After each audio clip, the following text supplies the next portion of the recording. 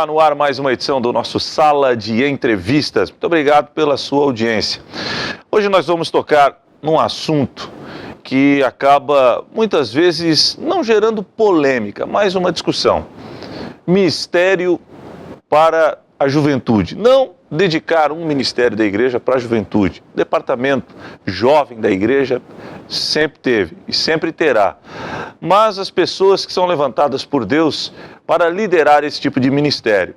Muitas pessoas acabam, saindo da trilha porque entendem que jovem precisa de entretenimento, de agito, de festa. Claro que precisa de estudo, mas e a teologia? E o estudo bíblico, onde fica? Alguns dizem que o jovem ainda não tem cabeça para esse tipo de aprendizado, mas vem o contra-ataque dizendo que é justamente na idade da adolescência, da pré-adolescência, que o jovem aprende química, matemática, física, talvez na fase mais difícil do aprendizado. Por que não também conhecer um pouco mais sobre Deus? Como é que faz para dosar isso tudo? A seriedade e o entretenimento. Estou recebendo aqui ele que é pastor, jornalista, apresentador de TV e que nos honra com a sua visita no Sala de Entrevistas. O senhor sempre entrevista muita gente, hoje é um entrevistado. O jogo virou.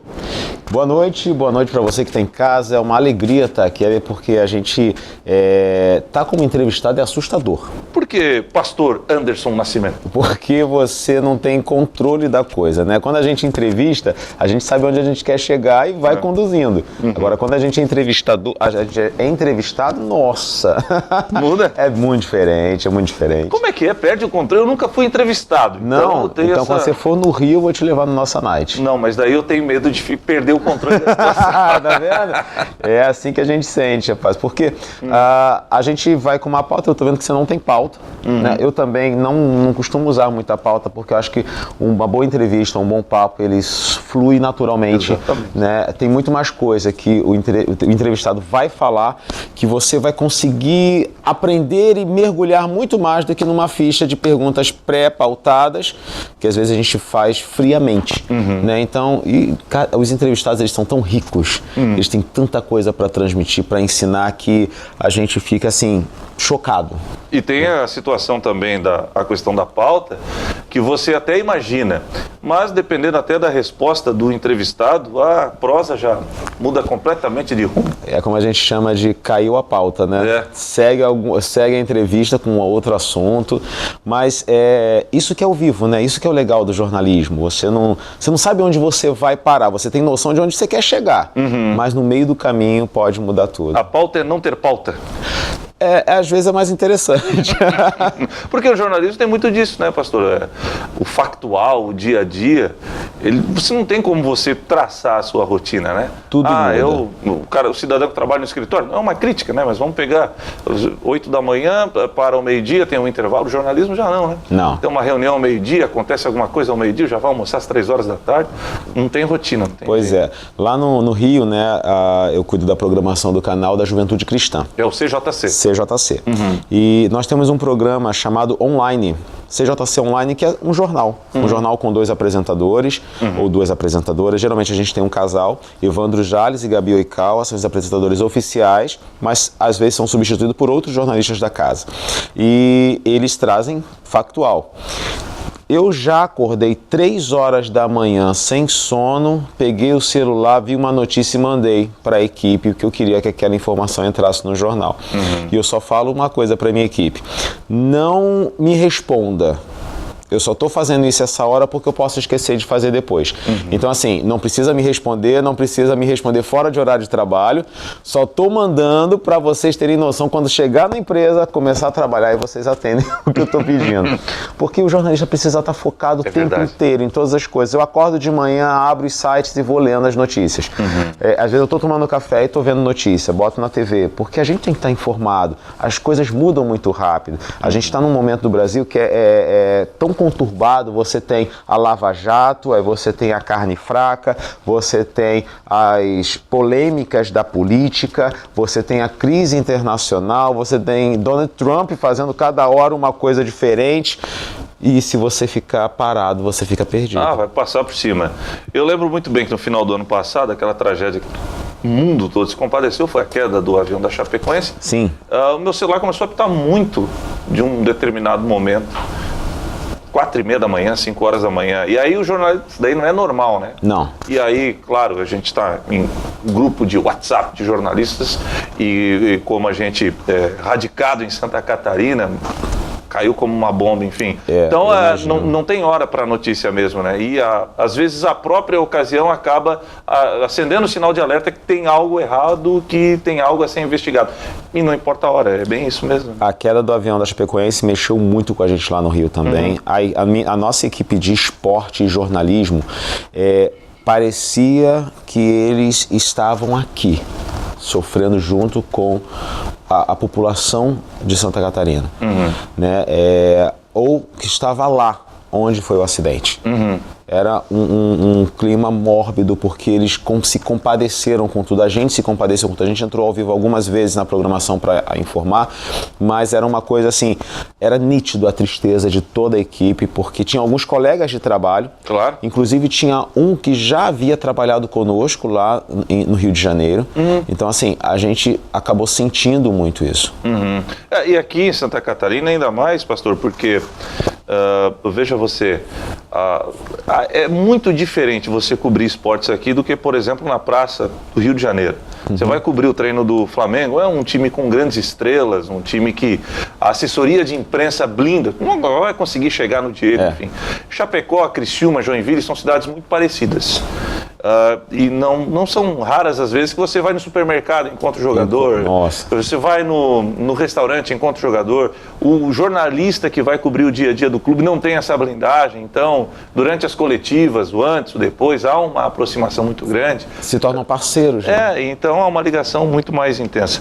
Mas vamos lá.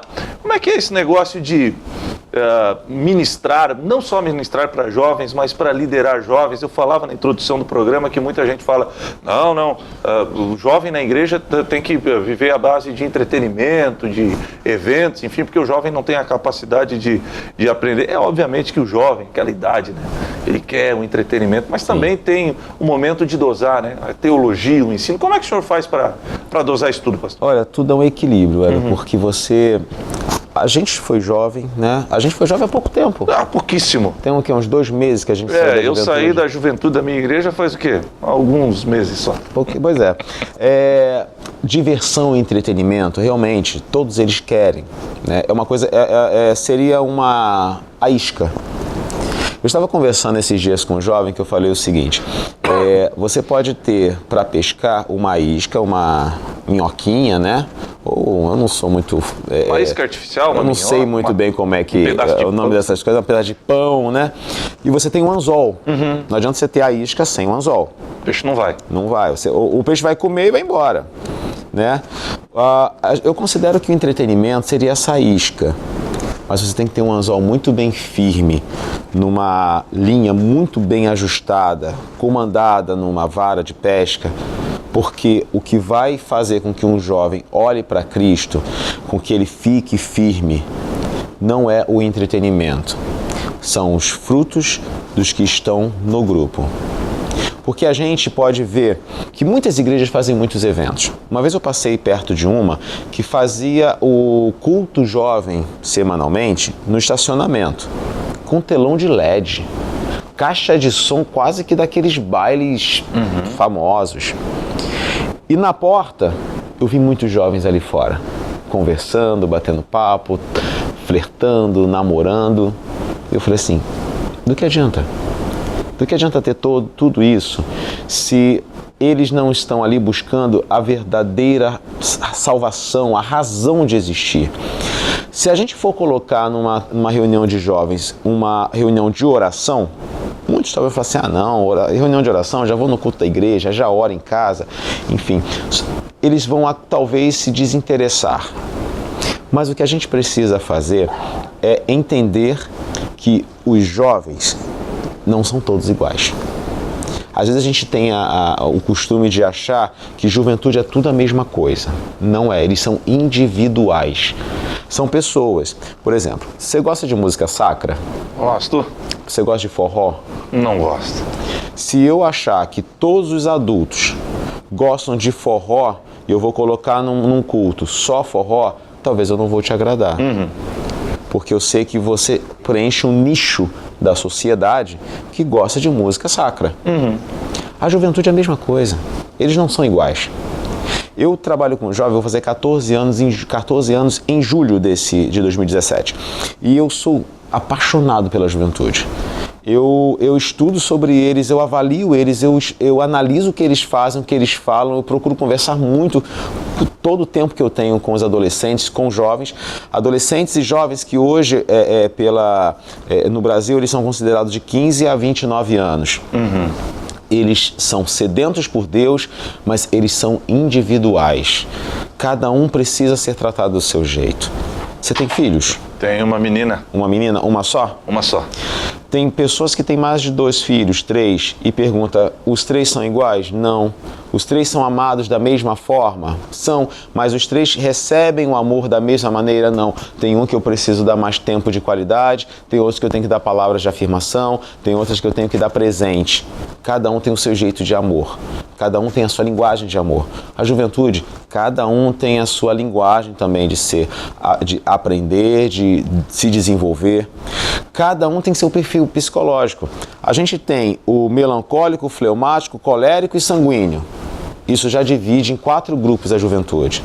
São 4 perfis psicológicos, eu indico você de casa pesquisar, é muito interessante. Nós temos o livro Teleios, o Homem Completo, da Graça Editorial, que fala sobre esses 4 perfis focado no homem como marido.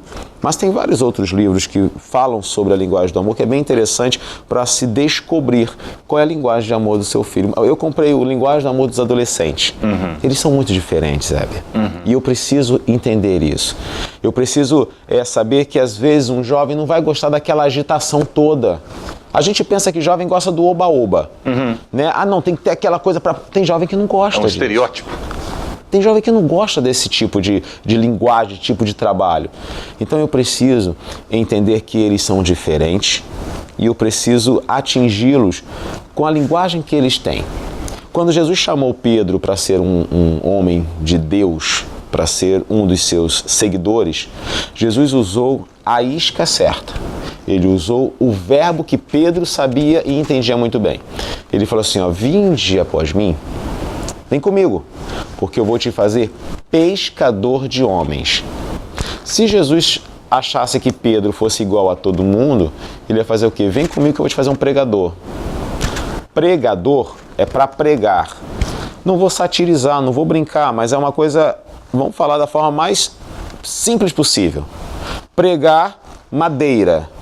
Se ele fosse carpinteiro, ele poderia falar dessa forma com Pedro. Mas ele era pescador. Então era a maneira como Pedro entendeu o que ele faria na vida. A juventude é a mesma coisa. Agora, eu tenho eu recebi de Deus assim uma maneira muito especial de pregar para a juventude e eu fico muito surpreso da maneira como ele vai dirigindo a coisa, porque eu sei que não basta apenas você jogar um monte de informação para eles e você não fazê-los sentir na pele aquilo que você está falando. Legal. É o pastor Anderson Nascimento, nosso convidado de hoje do Sala de Entrevistas, e daqui a pouquinho nós voltaremos com o segundo bloco do programa. Não sai daí, hein?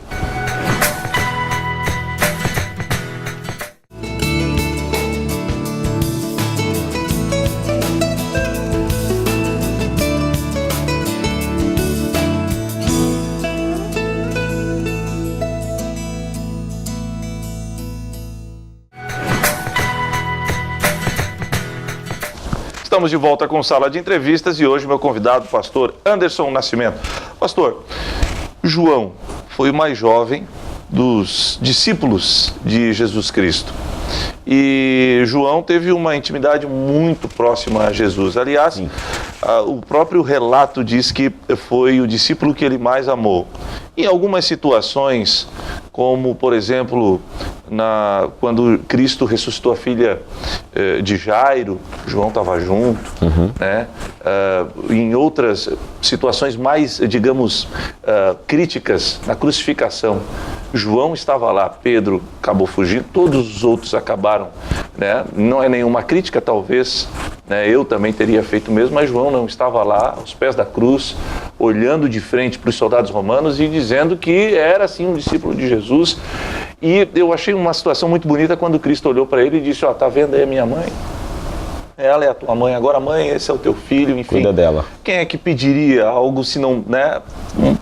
Quem faria um pedido desses para alguém se não fosse de extrema confiança para cuidar da sua mãe?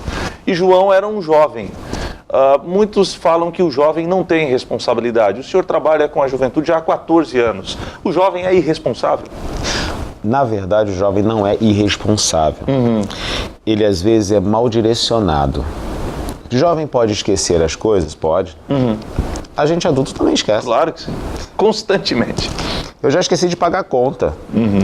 Eu tive um problema porque o banco que eu tinha que pagar vivia cheio, não conseguia pagar. Eu tive que ligar para a faculdade, que era uma mensalidade do MBA, e eu falei assim, olha, eu não consigo pagar, me dá um outro boleto, pode botar os juros que for necessário aí, porque eu só não me mandem no banco pagar o negócio, porque eu esqueci. Então o jovem esquece. A gente fala assim, mas jovem esquece demais.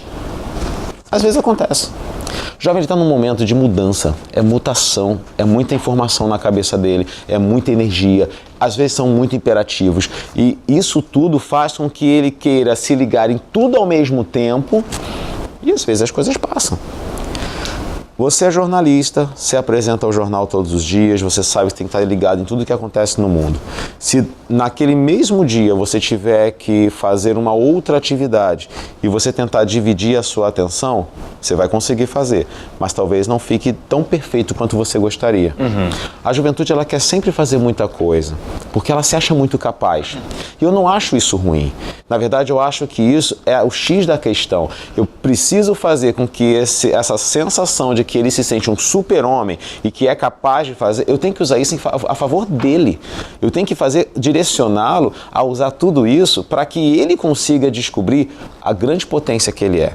Porque a juventude é tão potente, eles são tão capazes, que nem eles mesmos reconhecem, eles conseguem ver isso. Eu tenho dificuldade para estudar, eu tenho dificuldade de conseguir um emprego. Mas eles podem. Sabe por que eles podem? Porque hoje, se a gente olhar, quantas pessoas boas que já são casadas, a gente conhece por aí. Quantos profissionais despontaram? Quantos homens de Deus estão aí? Todos eles já foram jovens e souberam usar a sua potência. Eles conseguem. E eu acho que assim, eu fico muito incomodado quando falam mal de jovem. Muito, muito incomodado. Tipo o quê assim? Tudo descabeçado. Só querem oba-oba, só querem brincar, não querem nada... Não levam nada a sério. Nossa, isso aí acaba comigo. Porque assim, de repente tem jovens que estão realmente desse jeito. Mas quem foi o mentor desses jovens? A escola? Que às vezes vai para a escola e não tem nem professor. É a família que os pais trabalham e ele fica em casa. Eu conheci jovens que foram criados em casa através de bilhetes, porque a mãe trabalhava o dia inteiro, então ela escrevia o bilhetinho do que eles tinham que fazer em casa. Deixava as tarefas e tal. Como é que a gente vai querer cobrar de um jovem que está formando e montando a sua estrutura de vida se não teve ninguém para ensinar? Graças a Deus, tem muitos que têm pai e mãe que estão ali do lado. Mas tem muitos que têm pai e mãe do lado que estão se rendendo ao jogo da baleia azul na internet, estão cometendo suicídio. Que loucura isso, né? Quando eu vi essa notícia, eu fiquei assustado. Achei que era aquilo acabou. trote. Quando eu vi Mentira. aquela notícia que eu recebi, aquilo acabou com o meu dia. Achei que era fake. Eu também. Como os britânicos disseram que em 2016 a palavra do ano foi a palavra pós-verdade, onde o que está na internet pode ser verdade ou não, mas por ter gerado um abalo emocional em você, você acredita como verdade e compartilha. É isso que eles chamam de pós-verdade. Eu pensei que era uma dessas pós-verdade, mas não era. Não é.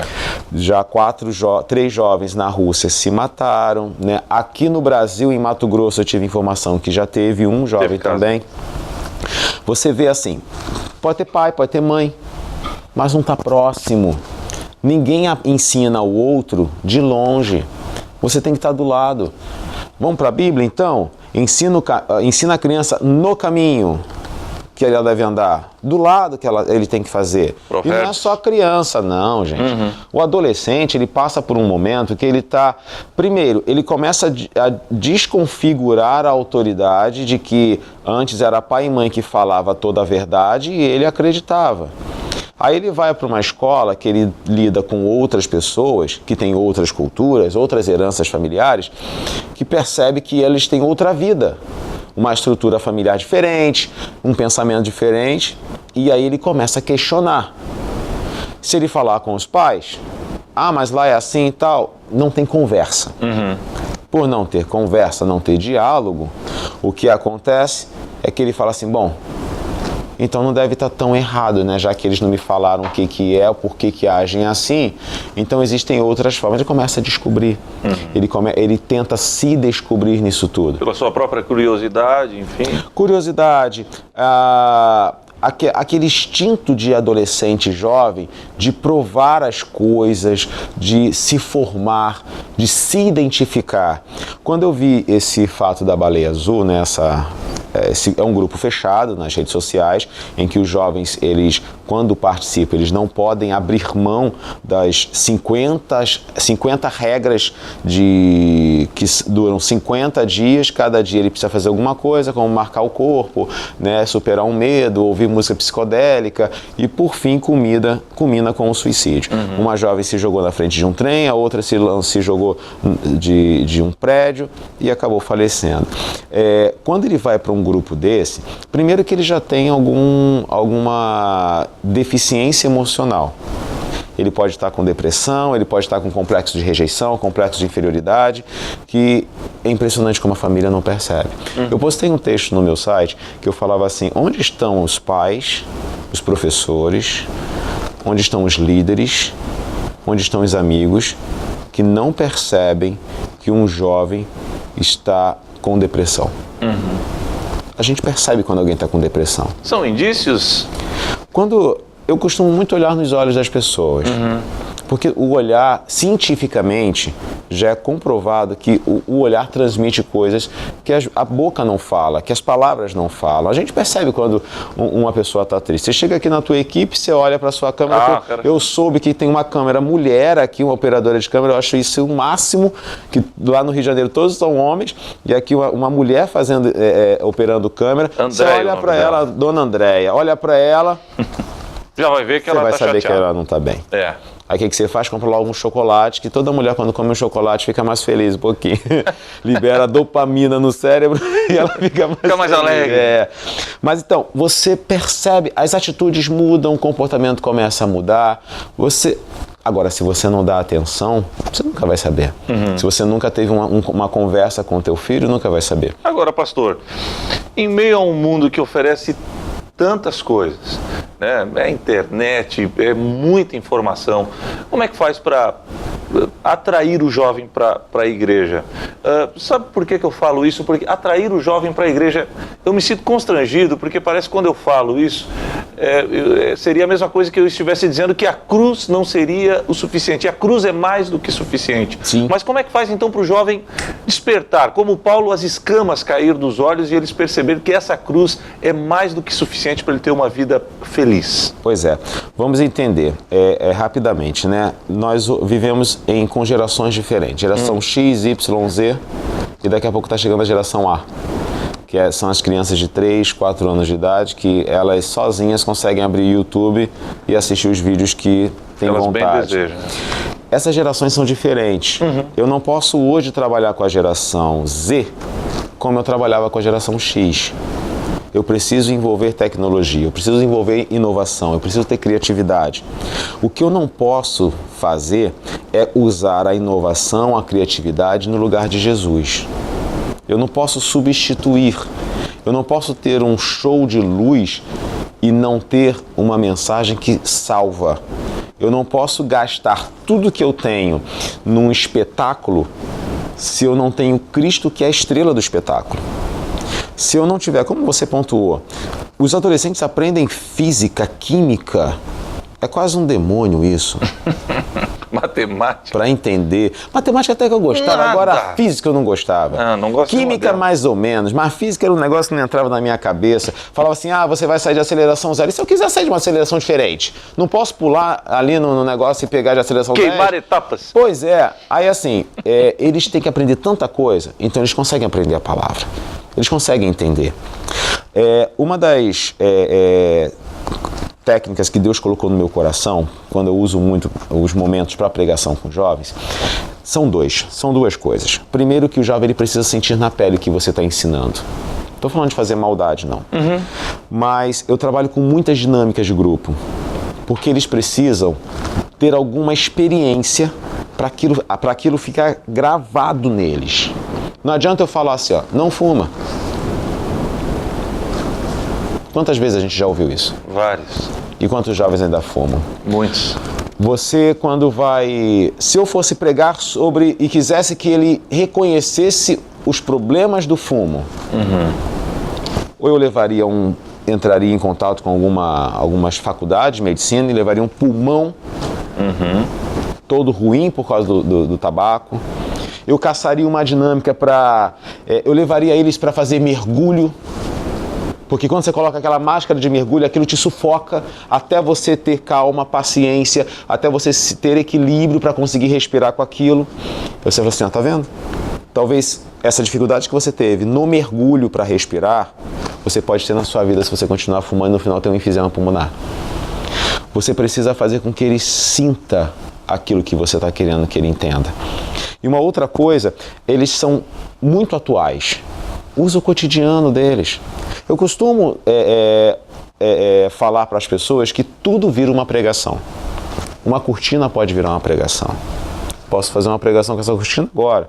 Você tem na sala da sua casa uma cortina em que você pode usá-la para tapar a luz do sol. Você quer mais escuro, você fecha.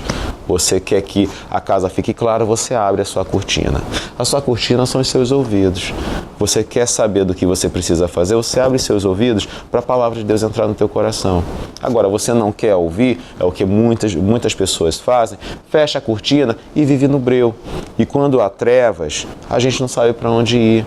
A gente bate, a gente esbarra nas coisas. Se eu apagar a luz aqui desse estúdio, você vai ver todo breu. Mas com o passar do tempo, a tua pupila vai começar a dilatar e você vai começar a ver vultos, vai começar a ter a sensação que eu sei que o Heber está ali, eu sei que tem uma mesinha aqui, eu vou começar a ver algumas coisas. Eu vou achar que tá bom. Eu estou vendo, não vou cair. Vai se acostumando. Pois é. E aí, se eu me acostumar demais com isso, eu vou viver em trevas. Mas se eu acender a luz, se eu abrir a cortina, se eu ouvir a palavra, eu vou saber exatamente o que está errado, o que está certo e vou fazer o melhor que eu posso fazer. São coisas simples que você pode falar e chamar a atenção de um jovem. Você pode usar qualquer coisa. Você pode usar o que ele está falando para você do que ele gosta. Uma vez eu liguei, eu sei que eu já estourei o tempo ali que eu estou vendo, mas uma vez eu liguei para um jovem que me auxiliava no primeiro trabalho de juventude que eu fiz. E quem atendia era o irmão dele. E eu falava assim, eu posso falar com fulano, com seu irmão? Aí ele, pode, passava. Mas eu fazia isso constantemente, porque o irmão dele, que sempre atendia o telefone, não era do grupo jovem, eu não conhecia. Então, assim, eu nem tinha assunto para falar com ele, mas teve um dia que eu me incomodei. Falei assim, não é possível, eu ligo e todo dia ele me atende, eu nem falo nada com ele, eu tô errado. E aí eu perguntei ao irmão dele assim, o que teu irmão gosta? Aí ele gosta de futebol. Eu falei assim, não sei nada de futebol, né? Falei pra você isso antes da gente começar. Não entendo nada de futebol, não sei nada. Eu falei assim, mas é o que ele gosta, vambora. Liguei. Ele falou assim, oi Anderson, oi, tudo bem? Quer falar com meu irmão? Não, quero falar com você. Ah, comigo? Você tem conta no Cartola, que faz os times, né? Não sei nada disso, nunca entrei. Não sei nem como funciona. Fiquei até com medo de falar a palavra errada. Ah, eu tenho e tal. Pô, cara, eu não entendo ainda. Bem que você podia aparecer lá pra você me explicar esse negócio, hein? Porque eu acho bacana, a galera brinca lá e tal, monta é um jogo online. Virtual. Pois é. É ele. Ah, não, beleza, eu vou lá. Ele nunca me explicou o Cartola. Mas hoje ele é auxiliar desse meu auxiliar lá no grupo jovem. Amém. Glória a Deus. Ou você. Por isso que eu tô te falando, não é a diversão, não é o oba-oba. São mecanismos que você pode usar, mas tudo com muito equilíbrio, muito dosado. Senão você tem só diversão e você não tem palavra. E quando você só tem diversão, você vai ter muita jovem grávida, você vai ter muito jovem no tráfico, muito jovem com drogas, muito jovem rebelde, saindo de casa e se suicidando.